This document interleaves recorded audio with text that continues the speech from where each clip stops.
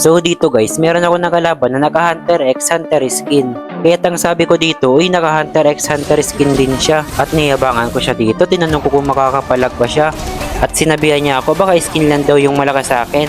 Lah, kahit parehas tayo ng skin, mas malakas pa rin ako sa iyo, idol. At sabi niya ipakita ko daw kung malakas ba daw talaga ako. Kaya ang ginawa ko dito guys, dahil naka Hunter x Hunter skin tayo, pinakita ko sa kanya kung gaano ako kalakas kahit parehas kami ng skin. Kaya dito napitas ko siya tapos tinipian ko siya. Sabay sabi niya malakas nga. At tinanong ko naman, akala ko ba malakas ka?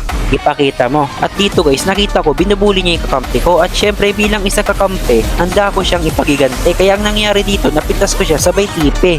At dito guys, nakita ko kinukuha niya yung red buff namin. At balak pa niya sana huldihan pero nailagan ko. Kaya siya yung napitas ko dito. At habang nakikipagbalagbangan ako dito kay Arlot, itong dirot biglang sumulpot. Pero nailagan ko yung ulti niya. Ang kaso napunta ko sa tower niya at napaasim ako dito kaya napitas niya ako. Grabe naman yung Tori mo, idol. At inasar pa niya ako dito, patay daw. At dito naman, bigla ako nagulat. Tingnan niyo yung nangyari. Hindi ako pinagalaw. At tinanong niya kung nasaan daw yung unli dash ko. At tingnan niyo naman dito, bigla na lang siya sumusulpot. Hindi niya ako pinapagalaw. Nailagan ko yung ulti niya pero napipitas niya pa rin ako.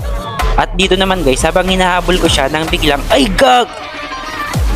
La, ano yun? Grabe, cheater, nawanit ako. At dito guys, sinubukan niya kaming apat. Tingnan nyo, pumasok ba naman sa apat? Patay ang loko.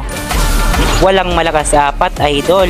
At itong dalawang kalaban, pinagtulungan yung kakampi ko. Kaya ang ginawa ko, ibinawi ko. Pinitas ko yung dalawa dito at bigla ako nagulat. Lumabas yung dirot. Gusto niya at sumabay dun sa dalawa kaya naka-triple kill ako dito. Kaya napatanong ako, nangyari. Tingnan nyo naman guys, kahit saan ako pumunta, itong dirot lagi nakabang. Kaya ang nangyayari, siya yung napipitas ko. Kahit naman sino guys, maawa dito sa dirot. Tingnan nyo naman yung ginagawa ko. Minamicro-micro ko lang, nag-petrify pa talaga ang loko.